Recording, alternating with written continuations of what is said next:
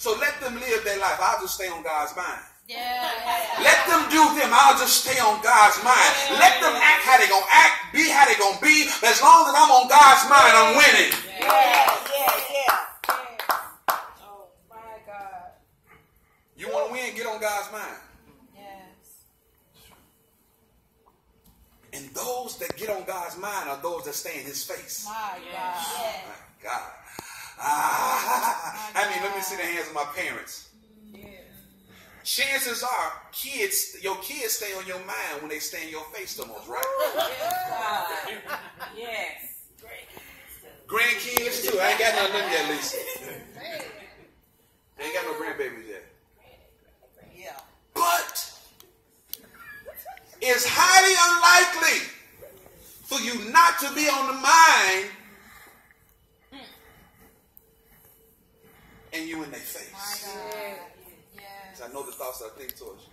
Thoughts of good, not of evil. To bring you to an expected end. The first thing I want to tell you is that purpose should always be your what? Fuel. Purpose should always serve as your fuel. It should serve as your fuel. You got to go beyond motivation. Because I know a lot of people right here motivated to do a lot of stuff that they never get around to doing. That's true. That's true. I ain't going to mess with nobody today. Amen. Amen. But when you're fueled, something about fuel that pushes you. Yes. So purpose has to be or has to serve as a fuel. The second thing I want to tell you is this. Catch this, Jamie. This going to bless your socks off. Oh, you ain't got none.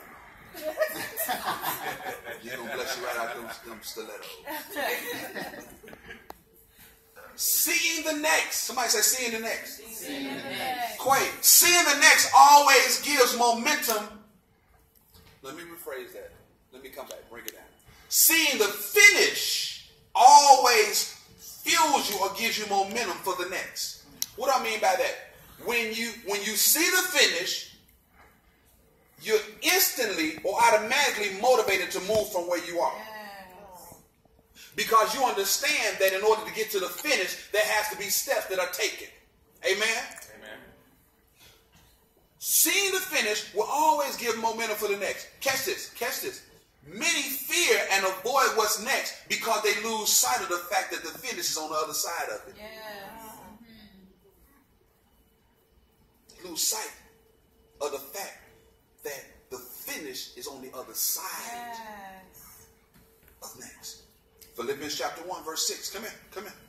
Come on, let's go there. Let's go there. Philippians chapter 1. I don't want y'all to say I'm making this stuff up. I want to show it to you in the Word. I want to show it to you in the Word. You'll never say that you heard me preach and I didn't back what I said up with the Word. You'd be scared of all these go-getters that's full of power, full of anointing, full of grace, that's packed with potential, but they scared. They scared. They scared. They try to avoid. They try to avoid what's next. But whenever your focus is to finish, you welcome what's next. Yes. Yes. Because if there's a next coming, that means you're closer to the finish. Yes. The problem is not what's happening next. The problem is if nothing happens next. I wish I had some help up in here. The problem is not what's happening next. You should be concerned if nothing's happening next. That means you're not moving. Can I get a little help, Brother Tommy? Wow. If there's nothing on the horizon, that means you're not doing anything. If there's nothing in the queue, where my call center people at?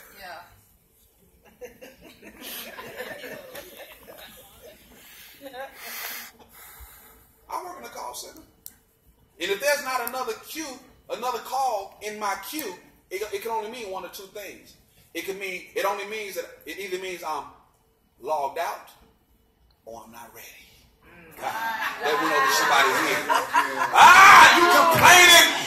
You complaining about what's next? No, you need to be shouting, because if it's next, that means you're moving towards the finish.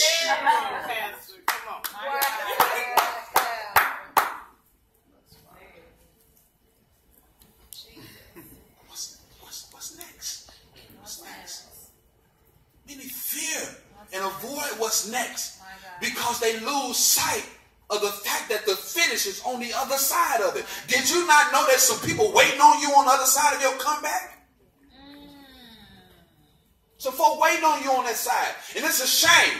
It's a shame that people that need us have already made it to the finish and we won't even take steps to get there. Oh, my God. How long are you going to hold people's life up because you won't move into destiny? Jesus. It's some folk that ain't getting saved unless you get there. It's some folk that ain't getting broke through unless you get there. It's some folk that ain't coming up, coming out, or coming through unless you get to your finish. Holiday. So while you comfortable or complaining, it's precious souls that's waiting on you to make a comeback. It's somebody already there that's ordained for your life in your finish, waiting on you to get there. You dragging your feet. I need confirmation. I need a word. I need God to show it to me in my Starbucks. I need him to show it to me on Facebook. No, you just need to welcome the next and get to your finish. Somebody say, welcome your next and get to the finish. I get excited when I see new challenges. It means I'm progressing. I get excited when I see new devils. I get excited when I see new opposition. I get excited when I see new warfare. Why? Because it's a strong indication that I'm moving towards that place called the finish. Come on. There's never resistance where there's no motion. Come on now. Come on.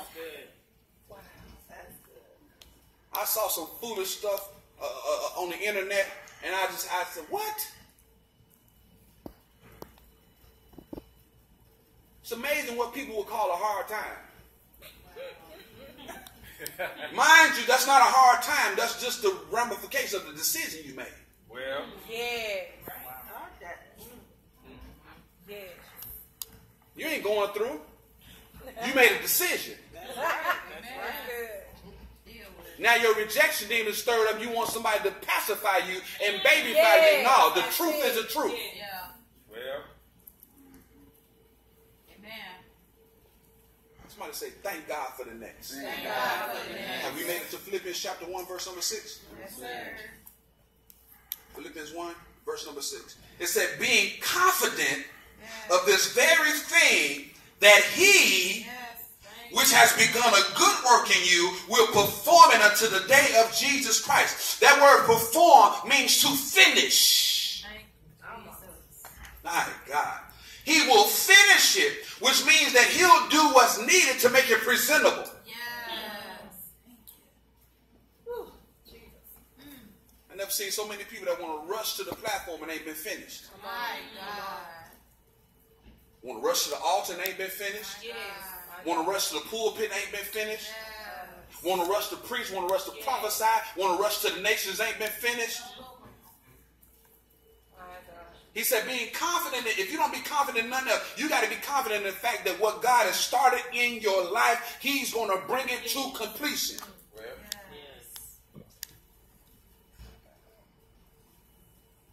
Hello. If he got to buff you, he going to buff you. You got to polish, you got to polish you. If you got to snip, tuck, cut, extract, infuse, whatever you got to do to bring you to a place where he is happy with what he sees.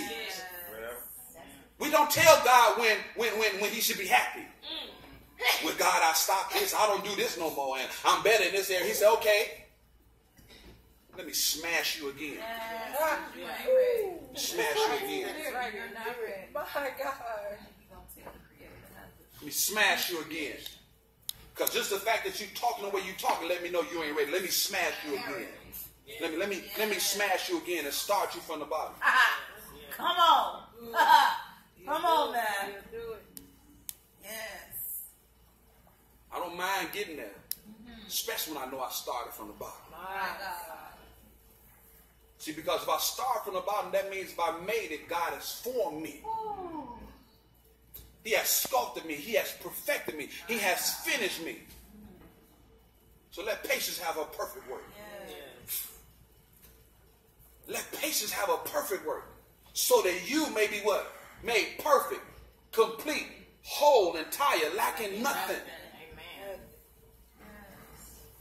through that place of patience where God perfects us. We want everything quick, fast, in a hurry. But where God is taking you, it's going to take more than a beep, beep, and a start. This ain't microwave, baby. You got to get it done and get it done the right way. Hallelujah. My son showed me something a week ago that blew my mind. He made noodles in the microwave. I said, boy, how you make noodles in the microwave? Just 4 minutes, Dad. I said, 4 minutes? No, he made the old school packed noodles, not the cup noodles. I'm like, now I know about the cup of noodles in the microwave. He made real ramen noodles in the microwave. I said, are you serious? I said I'll let to say this. I know we got a good chuckle out, a good laugh. Even though they were quick and convenient, and they did taste, they taste all right. But they still lack something. Yes. Ain't nothing like putting them boys in the pot with the boiling water. Straining the water off. Yes. Putting them back on the fire. Yes. Then putting your seasoning in there. See, a lot of times we want the quick stuff. Yes. Just put them in the microwave. Yes. Get me presentable. And we wonder why we lacking stuff. We can preach real good, but our character jacked up. Come on. Come on. We can prophesy accurately, but our integrity is on the brinks. Come on. We can cast out devils. We can work a crowd. We can do praise and worship. Amen. But what about your secret life?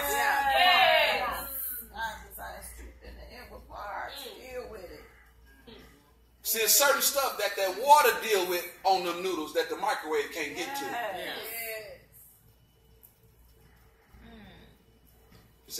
He said, being confident in this very thing, that he that has begun a good work, it's a good work, shall what? Finish it. He'll finish it. He'll complete it. He will complete it. He will complete it. Catch this, people of God, and I'm done. I promise you. I may be loud, but I ain't long.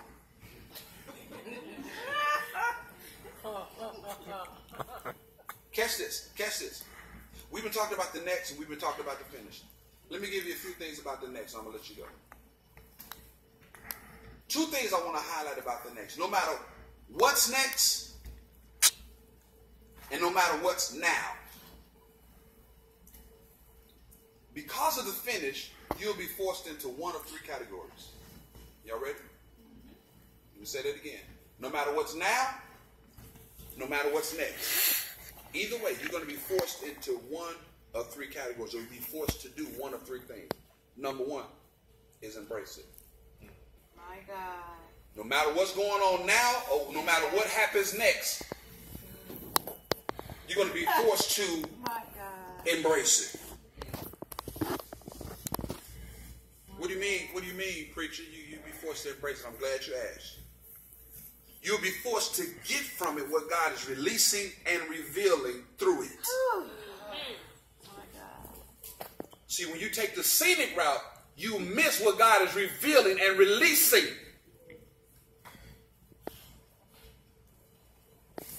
What you miss in convenience is crucial. Jesus, help me preach this thing today. That there are things in your now, there are things in your next that God wants to release and to reveal in you, through you, and about you, that you'll forfeit if you try to bypass the process. If you try to bypass the now, if you try to bypass the next. That's why David said, yea, though I walk through the valley. There were some things that I had to see, had to experience, had to come in contact with, and had to come to know in the valley before I got to the mountain. Come here, Isaiah 43. Come here, Isaiah 43 and 19. Let's go there real quick. Real quick.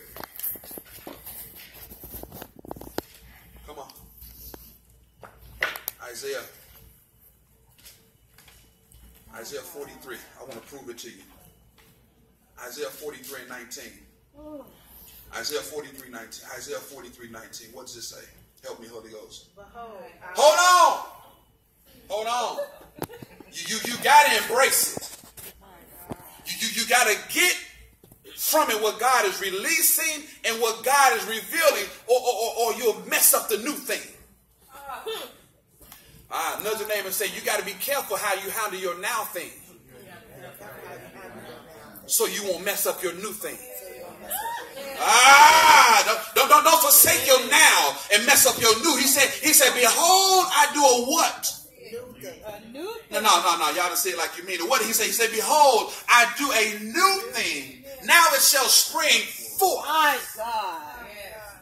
See, the expedited thing doesn't happen until you went through the process.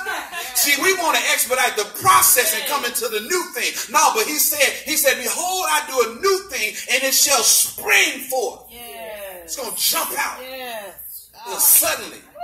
God. See, when you go through the process, the devil don't want you to know. See, the thing that he tries to get us to confuse about, he said, look, now when I go through the process, and then now I got to go through a season of the manifestation. No, he said, behold, I do a new thing, and it shall what? Spring forth. So that means the only time that's invested is in the process. When you get to the finish, it happens suddenly. My God. Come on. He said, behold, I do a new thing, and it shall spring forth. Shall you not know it? The only way you won't know it is if you done fast track through the process. Yes. The only way you'll miss it is if you done skip some stuff in the process. He says, shall you not know it? He said, I will even make a way in the wilderness and rivers in the desert. God said, even after you come through your now, you come through your next, and you reach that place called the finish. He said, I'm going to cause some stuff to happen that don't normally happen. He said, I'm going to cause some stuff to manifest that don't normally manifest. I'm going to cause some stuff to take place that don't normally take place. Why? Because now I can trust you. Come on. My God. I can trust you. He said, I'm going to make a way in the wilderness. Yeah. People get lost in the wilderness. Ask the children of Israel.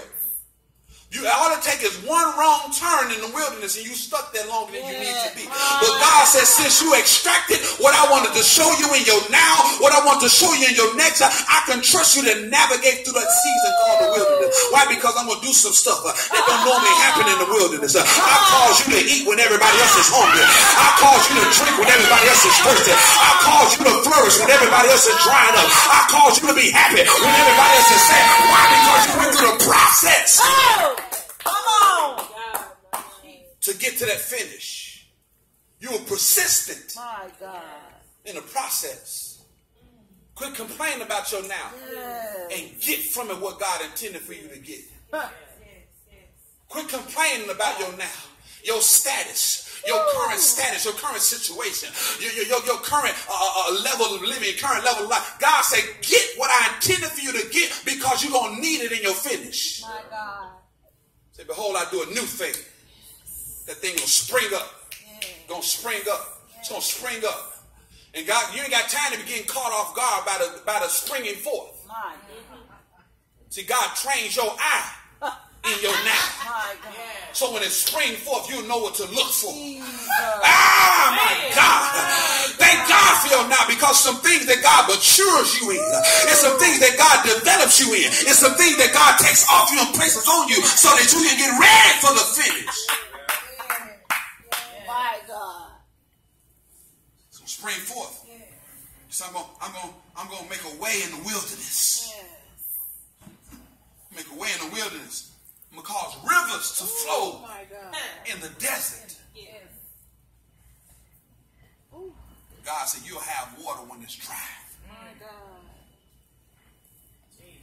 I'll manifest miracles.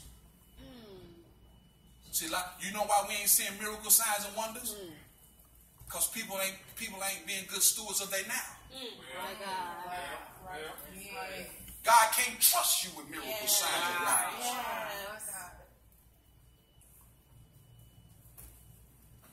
So there's a certain level of accountability. There's a certain level of trust that you build with God when you manage and steward your now right. It ain't that God can't do miracle signs and wonders. It's just that the people that he want to use to perform them, he can't trust them. My God. My God. Yes. That's why you got so many celebrity preachers. Get a few hundred members, a few thousand members, and now you're on top of the world. Yeah. He can't even trust you with members, so how can he trust you with miracle signs and wonders? God. Got it twisted. You perform miracle signs and wonders, members gonna come. That's right. All you gotta do is start a fire. You start a fire, people gonna come and see it burn. Yes. That's right. Give me miracle signs and wonders. Give me miracle signs and wonders. Yeah. All right, you want the miracle signs and wonders holiday? What you gonna do when you got 12? My God. That's right. What you gonna do when you got 12? Yeah. What you gonna do when you gotta set up chairs and set up sound system? Yeah, you gotta be the janitor. yeah, You gotta be yeah. the chauffeur. You gotta be. What you gonna do when you gotta do everything? Yeah. Can I trust you in the trenches? Well. See, the trenches don't lie. What you do in the trenches tell God what you're gonna do at the top. My God. My God. That's why I tell my spiritual daughters, you be the best single woman you can be. Because what you do in the trenches tell God what you're going to be. Now, let me leave that alone. You got to understand that God has got us in a place. He's got us in a place where he wants to reveal and he wants to revelate some things to us that will prepare us for our finish. Yes. It's in the trenches. It's in the trenches. It's in the trenches. It's in the trenches. It's in the trenches. It's in those unrecognized places Yes. where God stamps us with his approval. Yes. See, a lot of people think you stamp with God's approval when you get there. No, you stamp with the approval before you get there. Yes. I know we see these artists, they come out, like, man, they hot. They ripping through the charts. They don't even realize they've been doing this thing for 20 years. Yeah. Yeah. They done sold all type of CDs and tapes out their trunk. They done did all type of slum, sweatbox, storefront concerts. Yeah. But all we see is them on the platform.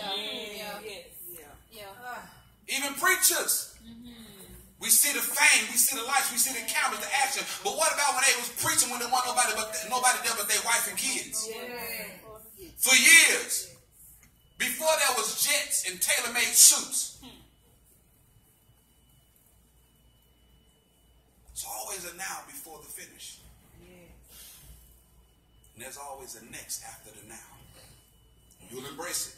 I told you that one of three things that you'll do because of the finish. Number one, you'll embrace it. The second thing you do is you'll have to assess it. Somebody say assess. Assess. What do you mean? You have to assess it.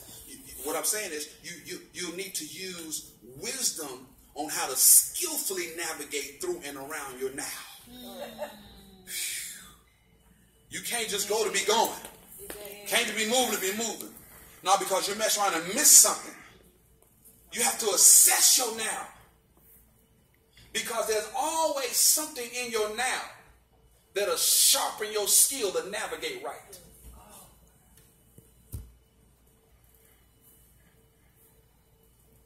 If we chasing our tail and we repeating cycle and time after time after time after time, always slipping and falling, dipping and tipping, and can't seem to get it right, it's because you're moving wrong in your now.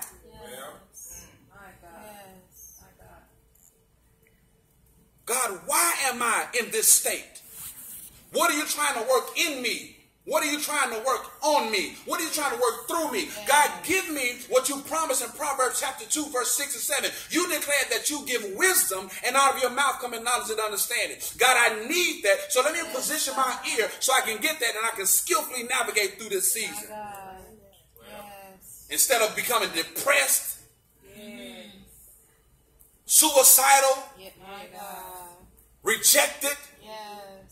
When God said, no, this was not orchestrated to destroy you. This was orchestrated to launch you. See, but when you lose sight of the finish, you're liable to mistake your now to be anything. My God. Yes. Got to assess it. Use wisdom on how to skillfully navigate through and around your now. Skillfully. Yes. Skillfully. I mean, you become resourceful. I ain't gonna complain about how sour the lemons are. I'm gonna do something with them. Yeah.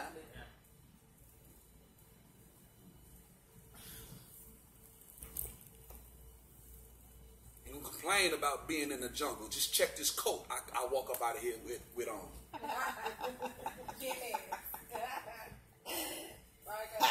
Are you hearing what I'm saying? Yes. My God. There's a certain level of peace that we walk in when we understand that God is up to something. We say that, but do we really believe that? Right. Oh, well, you know, God got to be up to something. Right. The devil busy. Well, when has he not been busy? Just because the devil busy don't mean that he's doing his job. Yep. John 10:10 clearly states what his job is to do. Yeah. Kill, steal, and destroy. Destroy.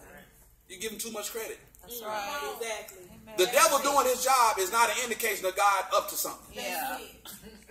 My God. Where'd that foolishness come from? Well, you know, the devil busy, so that means God up to something. No, it don't. Show me that in the Bible. Come on. Yes. God ain't up to nothing if you ain't doing nothing. That's right. Yes. God is not obligated to do anything if you're standing still. Everybody that Jesus recruited was busy. They was doing something. Fishing, collecting taxes. Doctor, doing something. Which lets you know that he goes after go-getters. My God. God won't go-getters. Yes. He wanted them then, he wanted them now. My God. Why? Because go-getters go get. That's right. Go-getters go get. And I told you 2 Wednesdays ago, what you're facing, what you're up against does not give you a pass to stop being a go-getter. Amen. Amen. Amen. You want to see a go-getter? Look at a single mama. She'll go get. She'll go get. Got to. She'll make excuses for baby daddy. She go get.